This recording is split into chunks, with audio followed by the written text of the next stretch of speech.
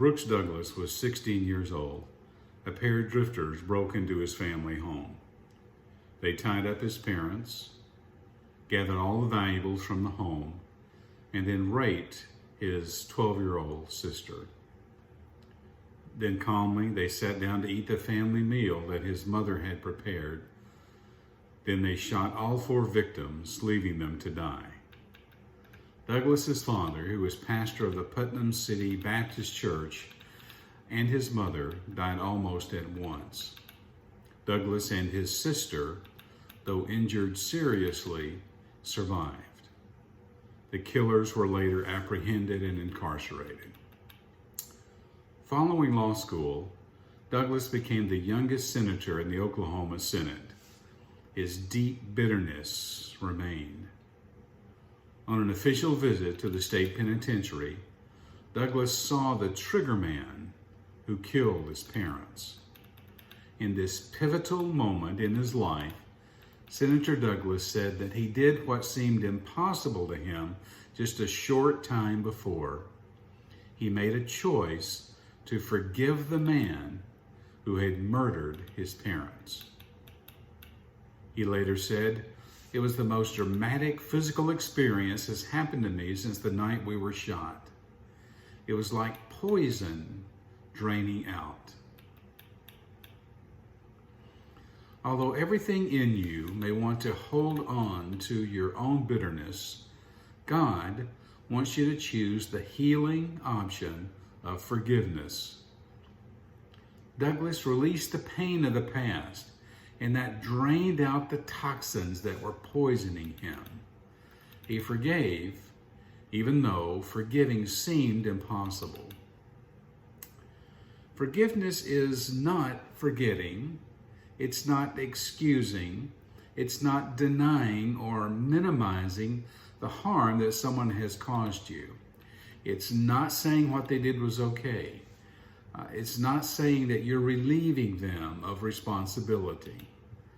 Forgiveness is an invitation to humble yourself, to turn toward the person who hurt you, and release all claims for an offense or wrong, even when neither requested nor deserved.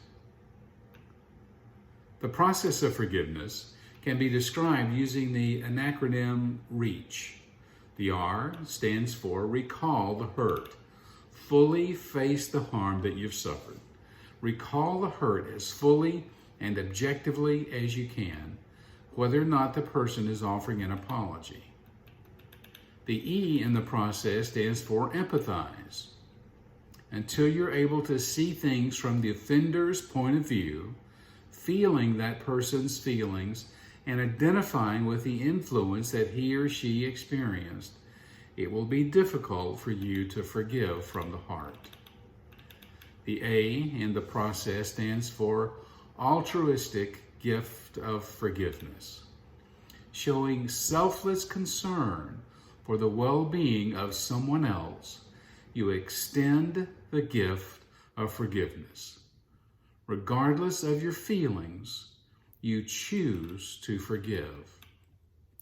The C in the acrostic stands for commit to your forgiveness in writing.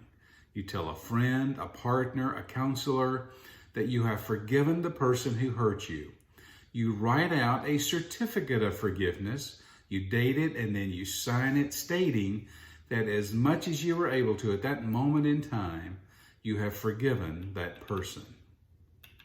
The H in the process stands for hold onto forgiveness. Forgiveness is a process. Your certificate of forgiveness, it assures you that you've made that choice to forgive, so you stay at the process every time you think of that harm that was done to you. As Senator Brooks Douglas found out, doctors can mend bullet wounds, but those invisible wounds of the heart are far tougher to mend. There's only one way to heal them, and that's through forgiveness. Douglas said later, ultimately, we have to move on while not forgetting our loved ones or what happened. We have to let go and live our lives to the fullest. This is what I had to do. Love forgives and then looks ahead. Every time we forgive each other, we create a little more space for love in our lives. And it's in that new space, that's where the power comes to really change us. So friend, what's keeping you from forgiveness?